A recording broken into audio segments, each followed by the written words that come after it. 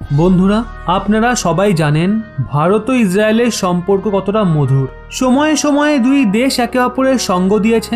এমনকি ইসরায়েল তো যুদ্ধের সময়ে ভারতকে হাতিয়ার সাপ্লাই করে ভারতের জয়ের সম্ভাবনাকে বাড়িয়ে দিয়েছে, সে কার্গিল যুদ্ধ হোক বা তার আগে ও পরের যে কোনো যুদ্ধ হোক। কিন্তু এখন ভারতের সময় এসে গেছে ইসরায়েলের বন্ধুত্বের যে ঋণ আছে সেটাকে শোধ করার।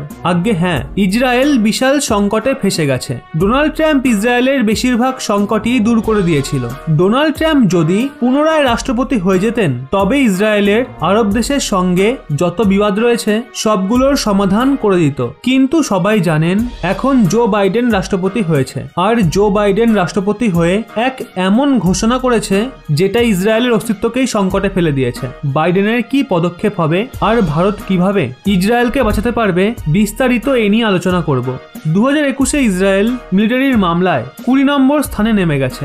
এমনকি কিছু আফ্রিকান দেশ ইসরায়েলের আগে বেরিয়ে গেছে, আর ইসরায়েলের জন্য পরবর্তী সময়েও অনেক কঠিন হতে চলেছে। ইসরায়েল বড় সংকটে পড়তে চলেছে। একদিকে ইসরায়েলের মিলিটারি পাওয়ার কম হয়ে যাচ্ছে, আর অন্যদিকে আমেরিকার রাষ্ট্রপতি হয়েছেন জো বাইডেন, যে ইসরায়েলের পক্ষে নেই বলেই মনে করা হয়। আগামী 4 বছরে ইসরায়েলের স্থান আরো নামবে, কারণ এতদিন পর্যন্ত আমেরিকা ইসরায়েলকে অনেক সাপোর্ট করেছিল।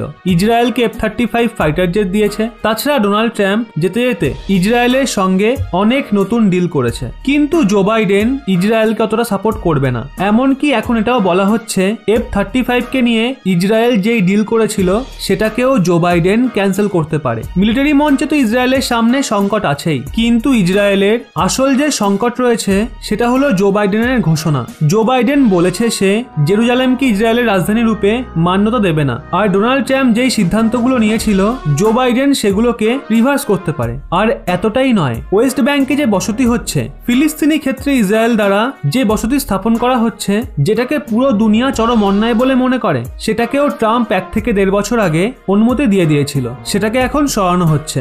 এখন আমেরিকাও মনে করবে ওয়েস্ট ব্যাংকে ইসরায়েল দ্বারা যে নতুন বসতি স্থাপন করে জমি দখল করা হচ্ছে সেটা অন্যায়, আর সেটাকেও অবৈধ বলে ঘোষণা করা হবে। আর ইসরায়েলের সবচেয়ে বড় যে শিল্ড ছিল আমেরিকা, সেটা সরে যাবে। তাই এক্ষেত্রে ইসরায়েল একটা মাত্রই আশার আলো দেখতে পাচ্ছে, সেটা হলো ভারত। দেখুন, ইসরায়েল সর্বদা ভারতের সঙ্গ দিয়ে এসছে, আর এখন ভারতের সময় পে ব্যাকের। ভারতকে ইসরায়েলের জন্য আমেরিকার সঙ্গে লবিং করা উচিত। আমেরিকার মধ্যে ভারতের লবিং ভীষণই ভালো, আর ইসরায়েল ভারত মিলে যদি লবিং করে তাহলে হয়তো আমেরিকান সরকারের ওপর একতরফা প্রেশার আসবে। তাছাড়া ভারতকে ইউনাইটেড নেশনে খোলামেলা ভাবে ইসরায়েলকে সমর্থন করা উচিত। আরব দেশেরও এই নিয়ে কোনো সমস্যা হবে না, সে নিজেই ভালো সম্পর্ক বানিয়ে রেখেছে। পাকিস্তান ও তুর্কি ছাড়া কেউ অতটা জ্বলবে না যদি ভারত সোজা ইসরায়েলের সাপোর্টে দাঁড়িয়ে যায়, কারণ দুই দেশেরই এখন সব থেকে বেশি প্রয়োজন আধুনিক হাতিয়ার।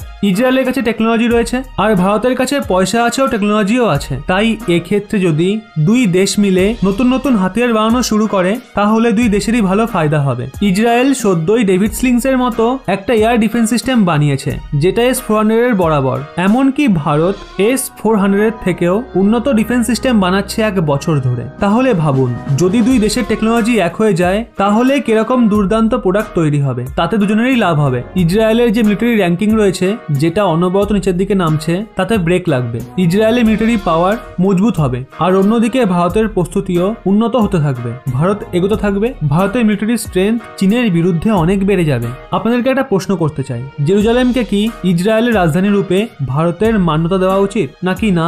অবশ্যই কমেন্টে জানান। ভারত ও ইসরায়েলের কোলাবোরেশন নিয়ে যে কথা বললাম সেটা কি ঠিক নয়? ভারতকে কি ইমপ্লিমেন্ট করা উচিত নয়? আপনার কি মনে হয়? অবশ্যই নিচে কমেন্টে জানান।